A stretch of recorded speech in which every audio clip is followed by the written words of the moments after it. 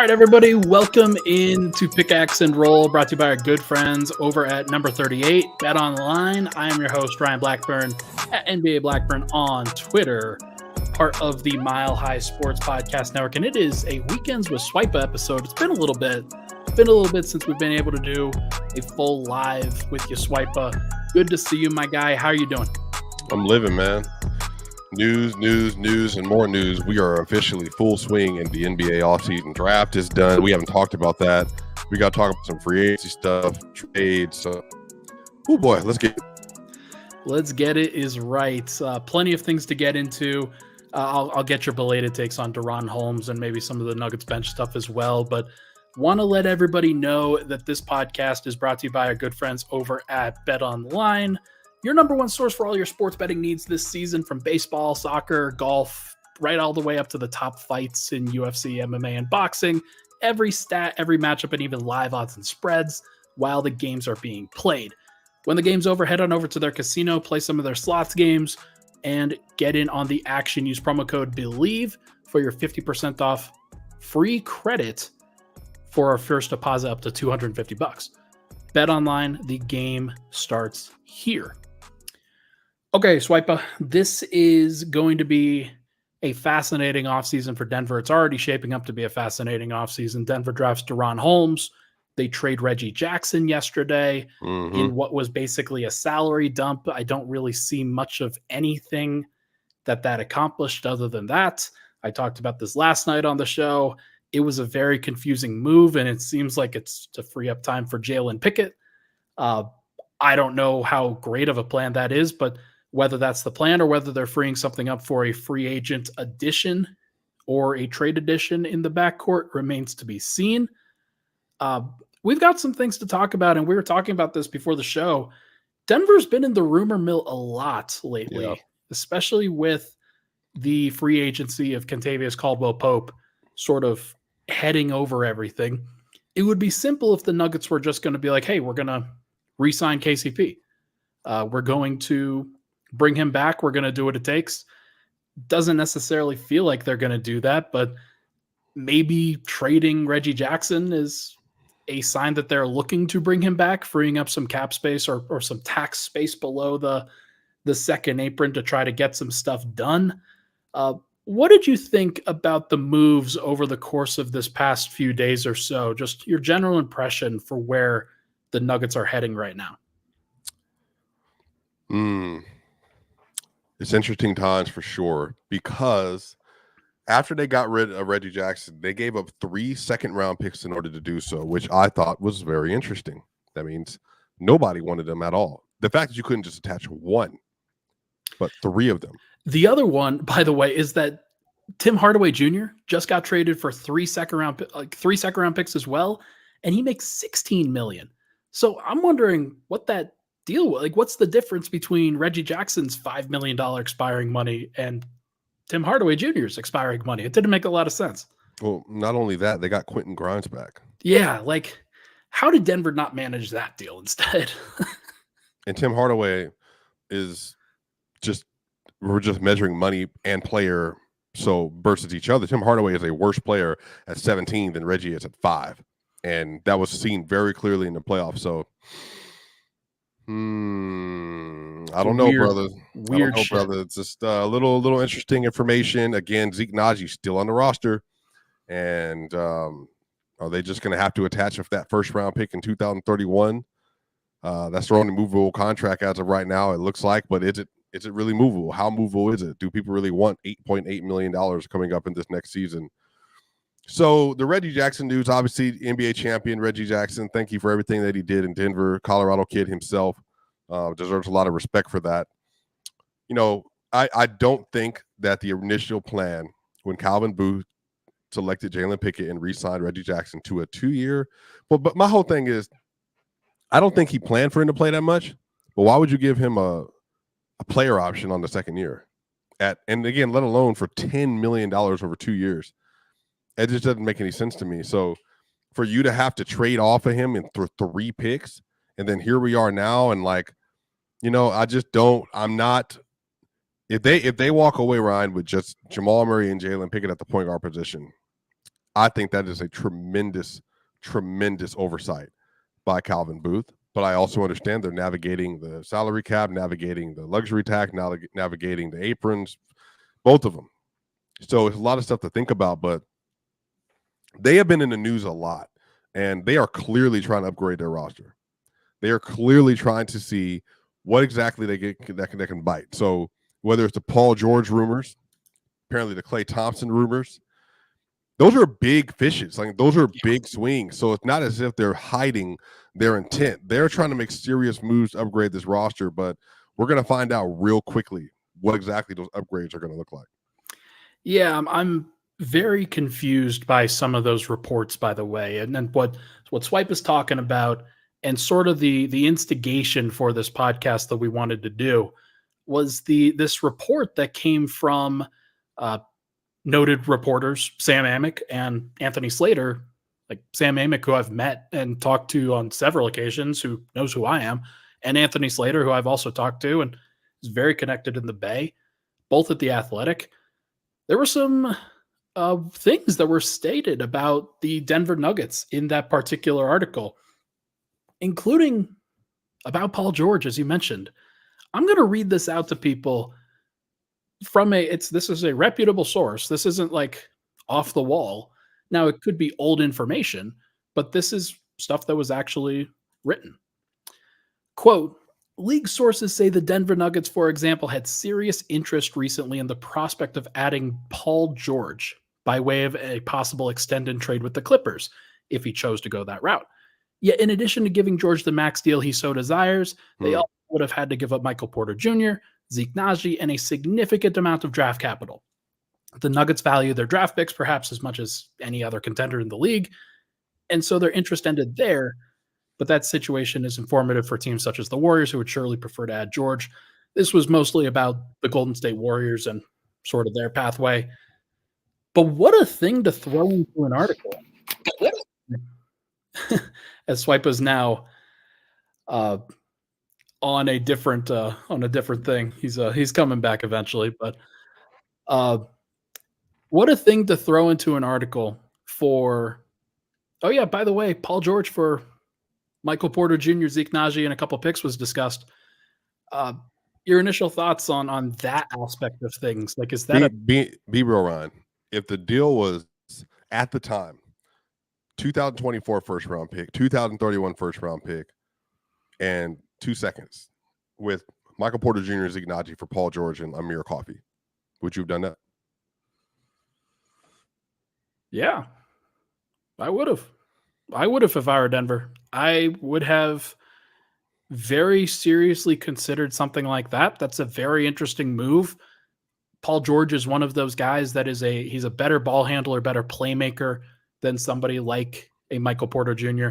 Doesn't have the longevity. He's at a different stage in his career for sure. Like, he's on the downward. Michael Porter, I think a lot of people expect to be on the upward still, or at least like at a certain level over the course of the next 5-6 years. But he does have injury concerns, and what we saw with Denver in the playoffs was that they had a lack of ball handling, a lack of creation at a playoff caliber level. And Paul George is, I think, like Mikal Bridges, guys of that kind of tier, the perfect type of third option, or even like 2B next to a Jamal Murray, where those guys I think would be awesome next to a guy like Jokic. So yeah, with Denver kind of stuck where they are, that would be a deal I would have seriously considered.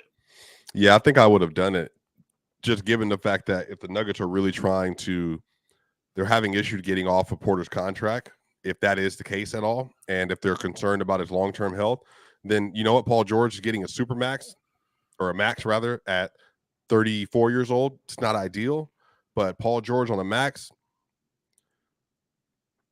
he's a better ball handler, playmaker.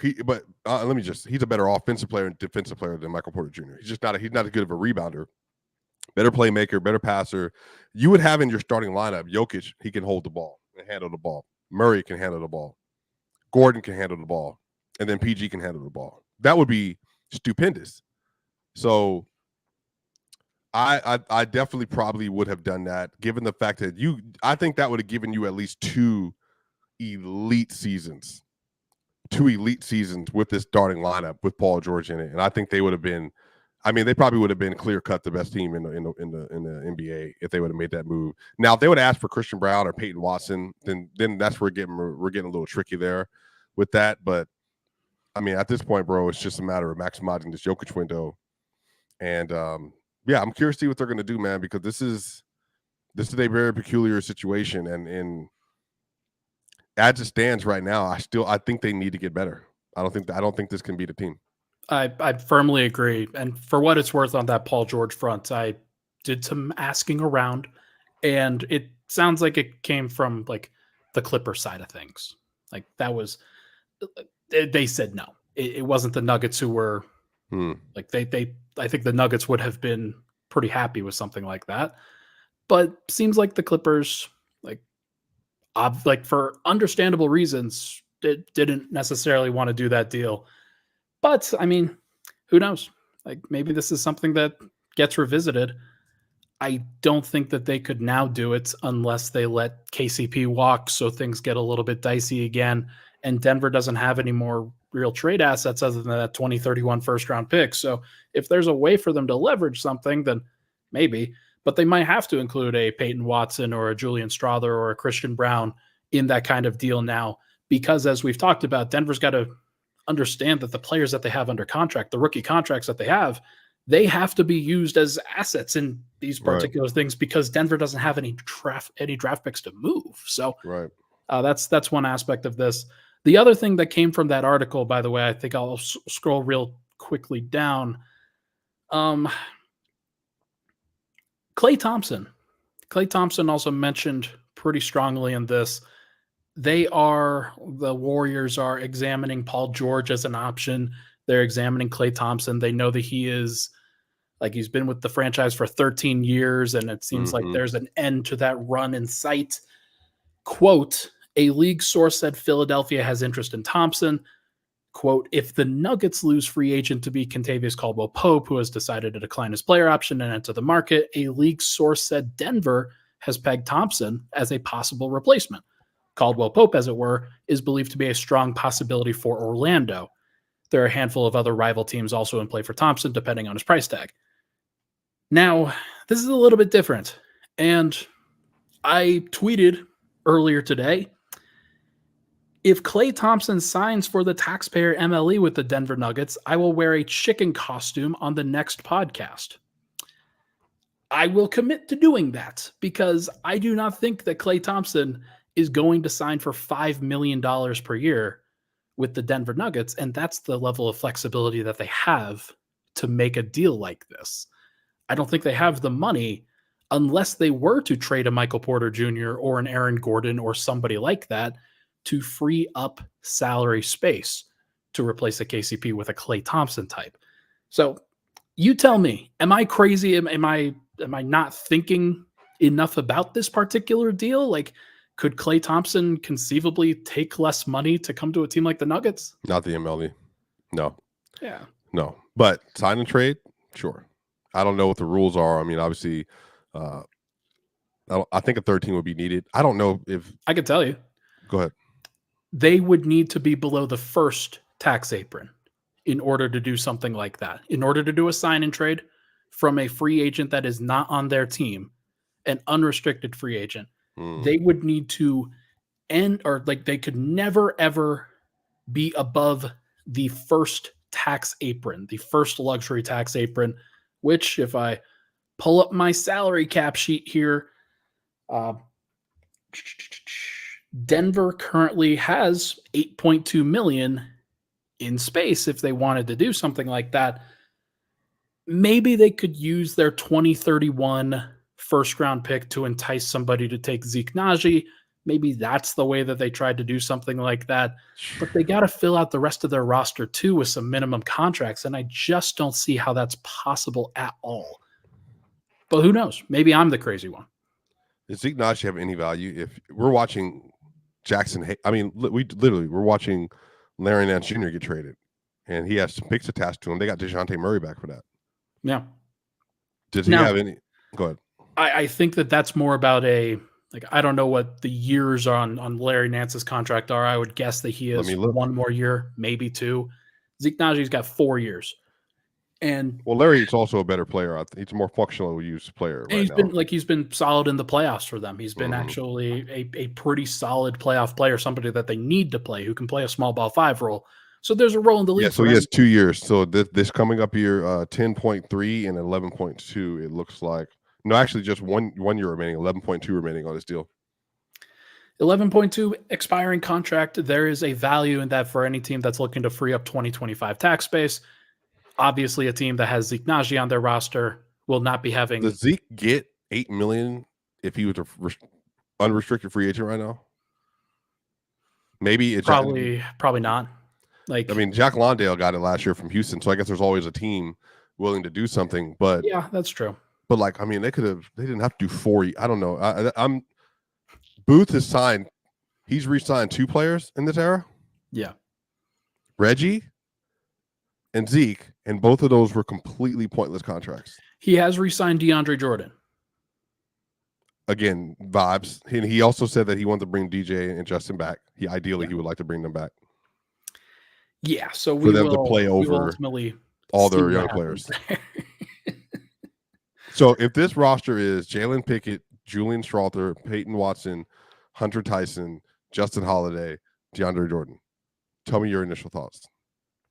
Add Christian Brown into there as well. All right, so let me do this. I'll do the whole roster. Okay. Jamal Murray, Christian Brown, Michael Porter Jr., Aaron Gordon, Nikola Jokic, Jalen Pickett, and then having Peyton Watson, having Hunter Tyson, and then having Justin Holiday, Holmes, and DJ. How would you feel about that roster? I would not feel any better than I did this past year, and I'd probably feel worse. They would still win 55 games, though. It's the dumb thing. Games because they've got Jokic, and like he is an automatic. Like if the roster is healthy, then he's an automatic ticket to 50+ wins. We've seen that before. The problem is you need solutions in the playoffs, and you need guys that you can trust in different situations. And that roster doesn't present a lot of solutions. It presents a lot of problems. And I think they would be pretty easily solvable in that case. And it's just about loading up on Jokic, loading up on Murray, forcing other people to beat you.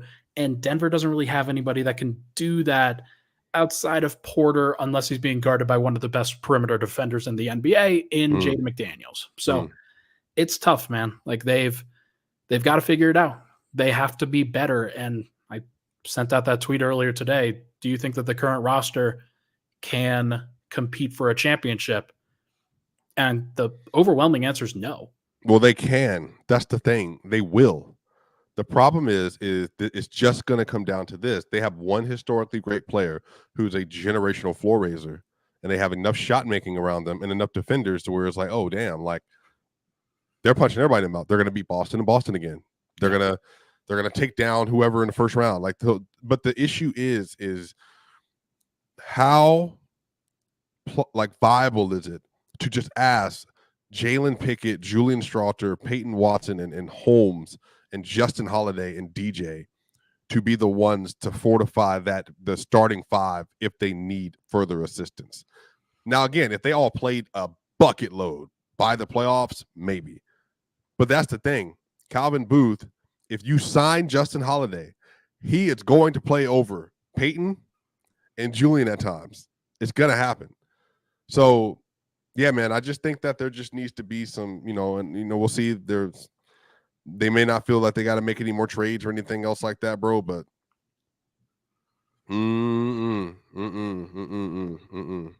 Holmes. But again, let me touch on Holmes. Holmes is a great player.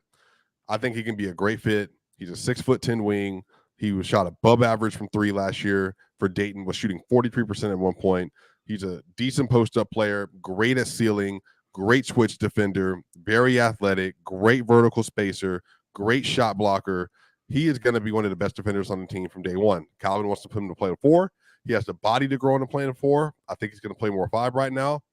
But great selection by the Nuggets. And I gave him an A- just for the draft grade. Yeah, and I'm firmly with you. I think he's going to play. I think he's going to be good. And he has the potential to be a starter in the future next to Jokic.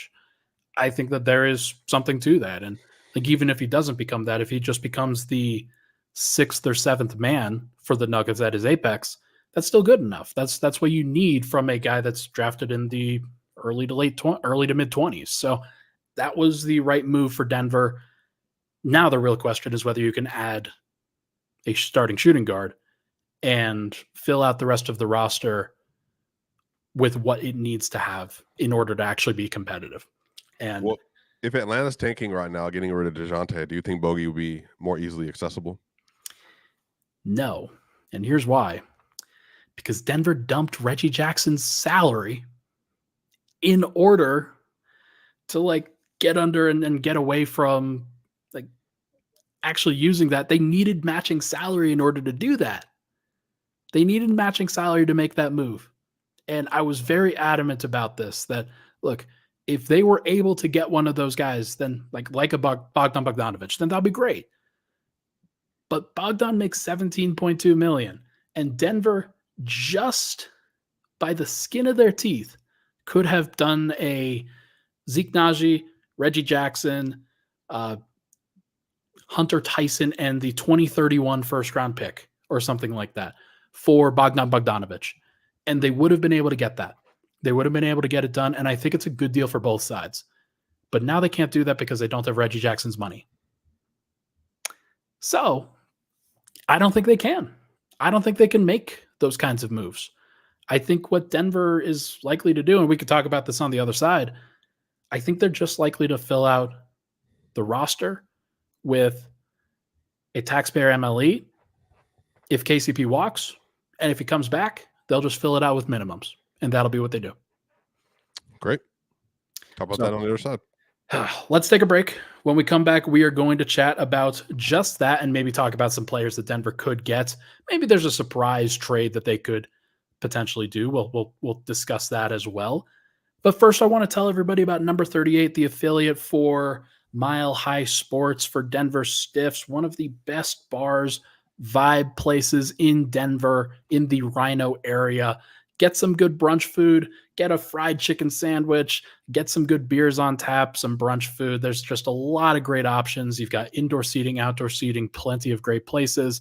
Make sure to go check it out, Number 38, in the Rhino area, and let them know that you came from Mile High Sports. We'll be right back on Pickaxe and Roll.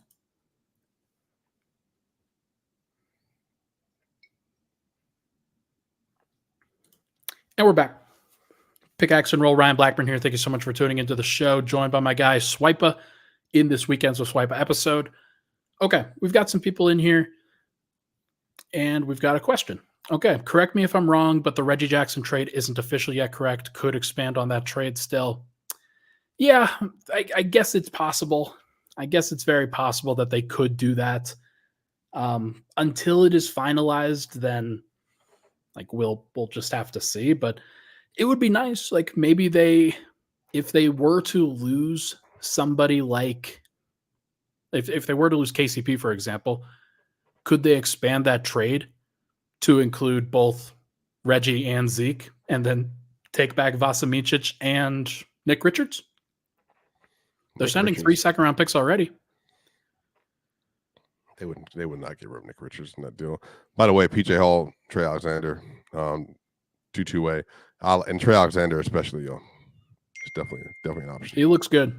He looks like a player. I can get behind that pick. That's a good addition from Calvin Booth. That's how the 2-way is supposed to be used, for what it's worth. You get somebody who wants to come to your squad, who wants to be on your team. If you don't have a second-round pick, make them take a 2-way. And Trey Alexander could be a guy that does help Denver in the future. Okay. Like I said, are we depressed, Brian? Oh, go ahead. Are we depressed? People are saying we're depressed. We're beside ourselves. Do you think we're depressed? Blackburn and Swipa seem depressed. I don't know, man. Like, I'm always depressed, but like,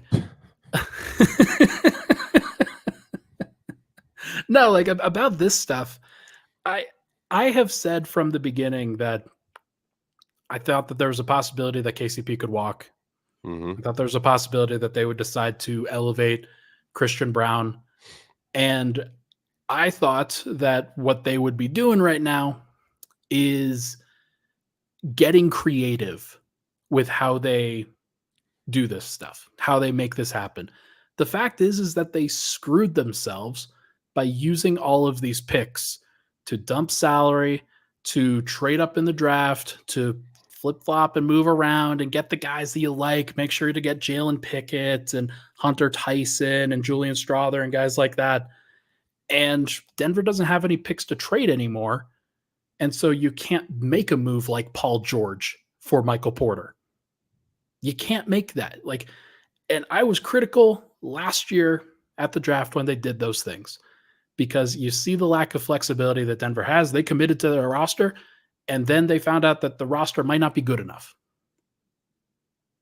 Well, also, this has all been so much information. We didn't even mention Jamal Murray got the second largest contract in franchise history. Yeah. 4 years, $209 million. And how would you rank if you had to rank?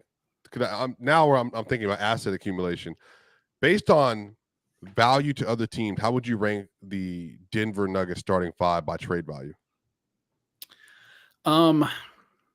Jokic obviously won. Can he rim protect? Oh wow. Man, if only he could jump on a curb. You think they can get you think they can get Chet Holmgren, J-Dub, and every pick possible from the Thunder for Jokic? They could get everything but Shea. Every single thing. No. They like if the Thunder had an opportunity to trade their entire asset chest for Nikola Jokic and pair him with Shea Gilgeous-Alexander, they would definitely do that. No. So it's him. Aaron Gordon's now in an expiring contract, so I'm not sure if he is second or third on that list. He's on an expiring contract. He'll have a player option the next year.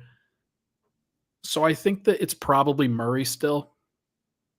And then KCP obviously doesn't have any value because he's on an expiring deal. Michael Porter's last, whatever that is. Like it's probably Jokic, Murray, Gordon, Porter.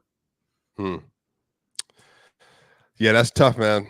That's tough. I think you're a championship team. You would like to have some pieces you could move around if need be to build around your stars, but it just feels like they're kind of stuck in a place. And so this is why they're like championship or bust kind of situation, because you work together better than anyone.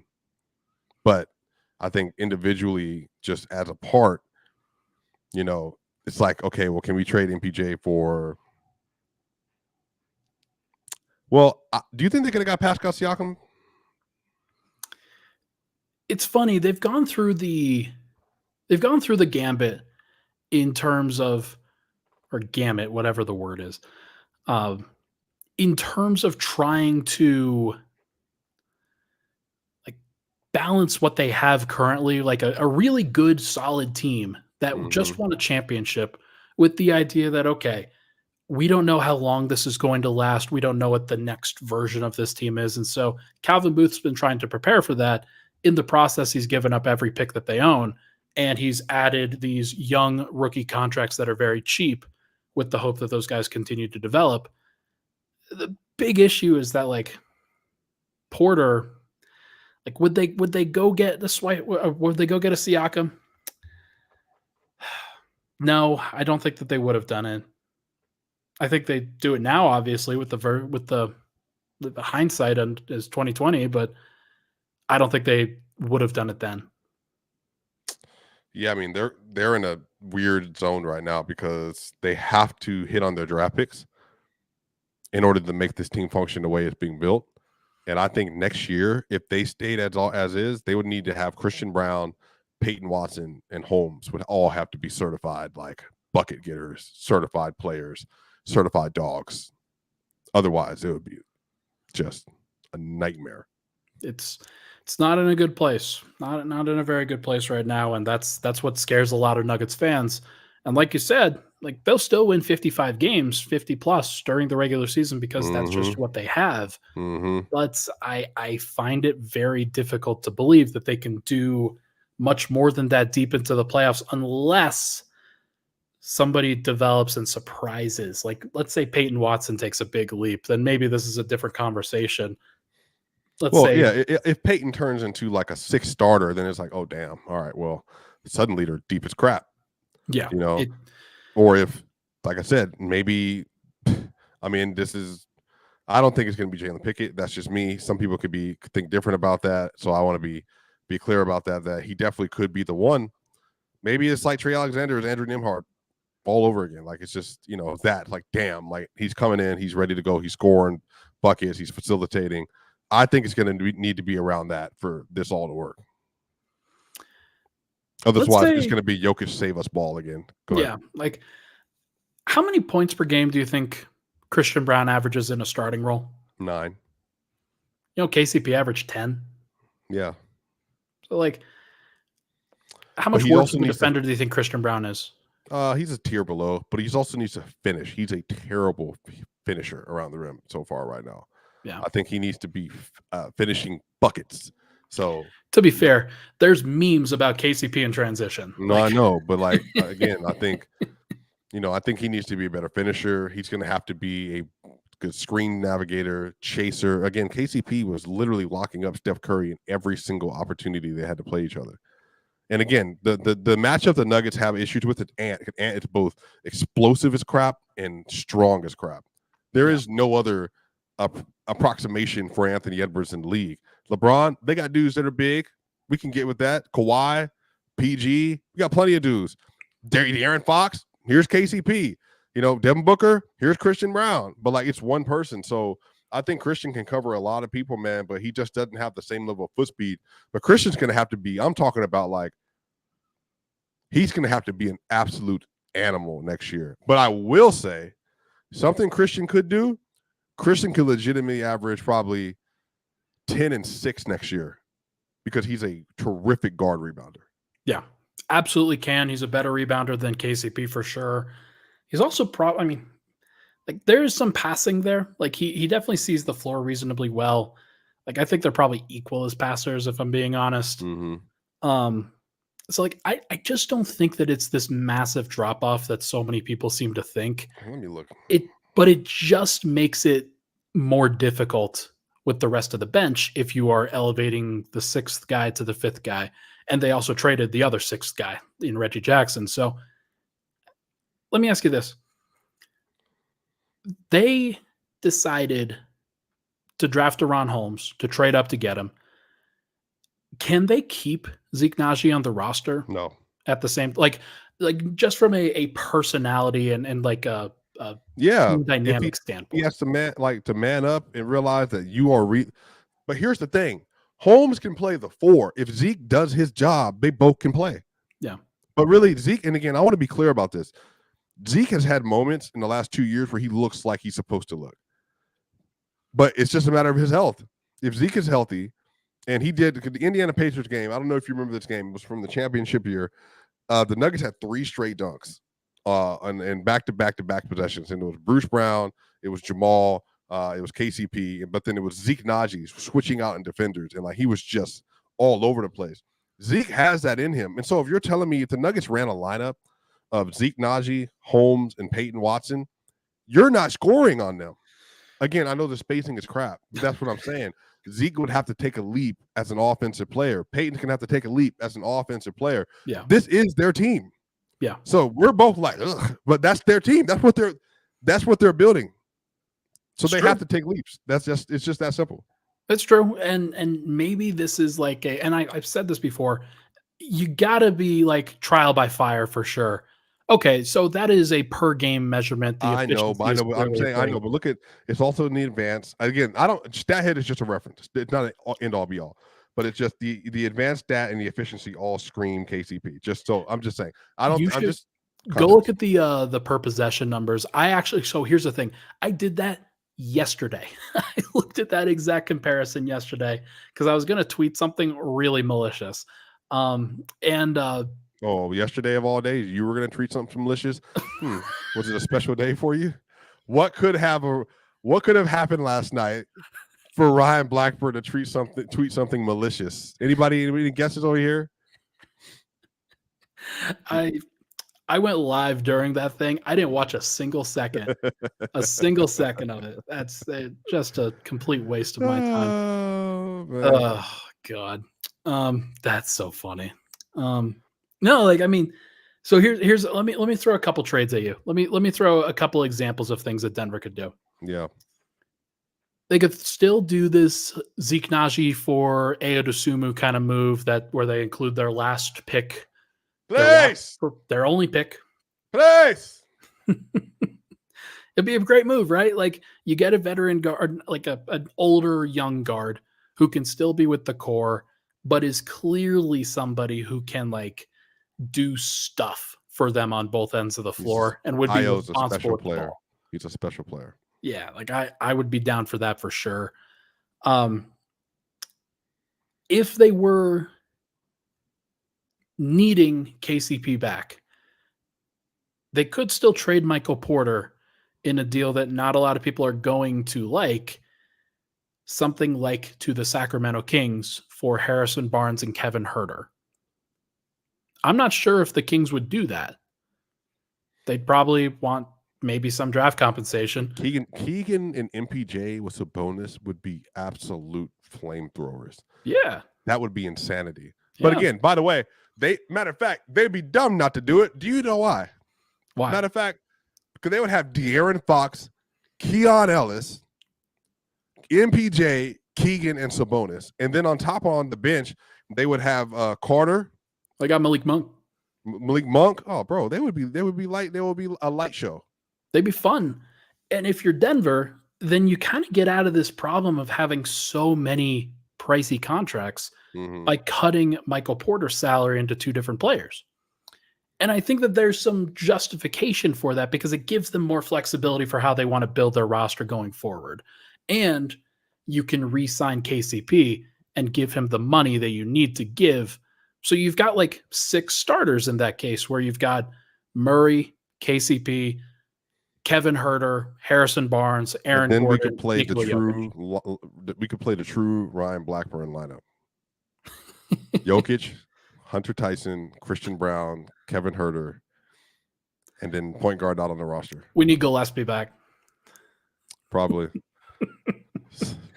You're gonna get me killed. Like it's gonna be horrible. I think Ayo, and again, you tell me if I'm tripping. I just don't think the Bulls are that competent. I think they would do it. I just have to believe they would do it. And here's the thing, like if they're doing a rebuild and you've got a guy who is going to be an unrestricted free agent in a couple years, and you don't plan on starting him, or you're planning on starting him at fucking small forward because you've got Josh Giddey and Kobe White, then like, is Ayo really going to want to be back there? Like, get out in front of it, make a move, get some value, and you bet on Denver's future in 7 years. Right. And like, I think there's something to that. And like, they could have somebody in Zeke Nnaji who's like a cheap contract for the next few years. Ayo Dosunmu would be, again, he would be the ideal player. He would be he is my Bruce Brown of 2000. Yep. He's my Bruce Brown of 23. By 22. He's my Nikhil Walker of 23. And this is where we are. And I just think, I've been right 3 straight years about this. And I know this is going to be the guy. I'm going to be so angry when he ends up with like the Heat next year, because they're just going to be a throw-in for something. And all of a sudden it's like, oh, wow, Jimmy Butler, Ayo, and Bam, immovable forces. Yeah. The other thing, there's another Chicago Bowl that we may not like think about that much. Let's say it on 3, 2, 1. So I'm gonna do 3, 2, 1. Say it. I think I know who you're talking about. Yep. 3, 2, 1. Patrick Zach Williams. LaVine. Who did you say? Patrick Williams. Oh God, no. I mean, he'd be fine. Like he'd be great, but he's a restricted free agent. There's no way that they could get him. That's just the logistics of that would be really tough. Mm-hmm. No, I'm gonna go with the here. Let me paint this picture for you. Let me do something real quick. Okay. Denver has needed secondary ball handling. They need somebody who can riff off of what Murray and Jokic do. They need somebody who could help carry non-Jokic lineups. Zach LaVine's value is at the lowest it's been in a long time. But you're seeing all of these contracts being signed that are crazy. KCP's potentially going to get $25 million a year. If you're Denver, you let KCP go, you find a way to duck the second tax apron. What if they decided, hey, we're okay giving up Michael Porter in this deal. We're going to get more on-ball creation. We're going to get somebody who can carry a heavier load. We're going to pair Murray and Zach LaVine in the backcourt. We're going to start Peyton Watson to stay big, and we're going to have him be the on-ball ace defender like a Jaden McDaniels. Aaron Gordon plays next to him. You've got enough offense because you've got Jokic, Murray, and Zach LaVine, and you've got enough defense because you got two dynamic defensive forwards. What does that do for you? Does it do anything for you? So MPJ, Zeke Nnaji, let's just say your 2031 first round pick for Zach LaVine. And then you could, but here's the thing, you can also flip that. So I think there's a move after a move if it doesn't work. But Zach LaVine will be averaging 24, 5 and 5 in this offense. And then people will be having a conversation about Jamal Murray. I know how this will work. I know, because I know Zach. Zach is a great player. So if Zach was a committed defender, then yeah, I think it would work. They would be dynamic offensively, for sure. It would be tough. And I think that Zach would have to be in a different stage of his career where he's probably had his name dragged through the mud over the course of these last few years and probably not been super happy with the way that he's been discussed and as an albatross contract, things like that. But I can see it working. And the Nuggets have had interest in Zach LaVine before. That is a fact. That is not fiction. That is a fact. So I don't know, man. Something to think about if you're Denver, if you're looking into losing KCP and you want to turn his shooting guard spot into a little bit more offense, I don't see it as that crazy. Now, so Zach LaVine, the year prior, played 77 games. 24.8, 4.5 rebounds, 4 assists. He had a 5.8 effective field goal percentage, shot 37.5% from three. He basically was similarly on par with Jamal Murray in terms of like all his advanced stuff. So yeah, I mean, they would be a better team. It's just a matter of, can they make it work defensively enough? But Zach LaVine, granted, also Vooch, Zach LaVine, and DeRozan led the number one clutch defense in the NBA. Now they got a lot of help. They did. they got a lot of help from guys like Caruso and Ayo Dosunmu and players of that nature for sure. But I agree with you. Like, it's possible for them to make it work. And wait, what's his contract too, bro? It's basically the same amount of money that Michael Porter and Zeke Nnaji make over the next 3 years. So that's the thing. Could they get Ayo in that deal too? If they gave up Julian Strawther? I don't know how the money would work there, but if you could get Ayo and Zach LaVine and you're trading, let's say Julian Strawther or somebody like that, to get off, because if they want to get off LaVine's contract, they're just that big on it because it has 4 years or whatever left on it. It's got 3 years. It's the same length as Mike's, so I don't think that you can. But it's 43, 46, 49 though. Yeah, but Mike's is like 35, 38, 40. And he's younger. Okay, he's worse. Not that much worse. No, go ahead. I'm sorry. When's the last time? So it's a philosophical thing because they could Giddey and Kobe could use Mike better than you could use Zach. I agree. And Julian Strawther.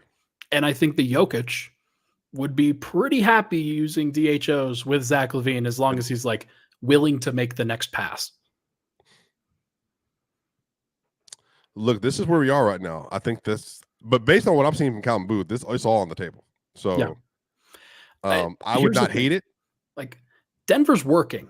They are. I don't think they're going to make a trade.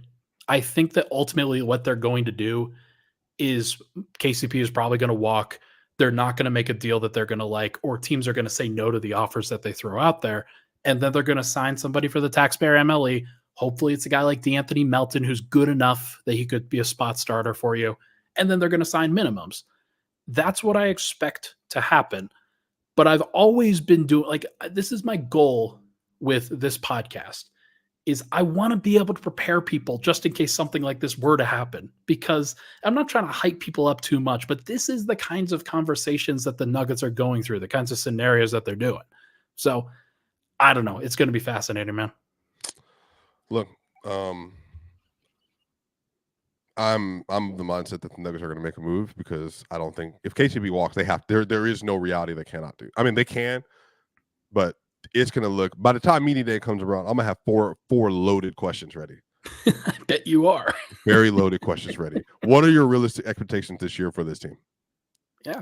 And it's a fair question if you've in back-to-back years let Bruce Brown go and let KCP go, two guys that were integral to your championship defense and overall formula. Like if they just would have had but Bruce Brown really messed this up. Bruce I did the math.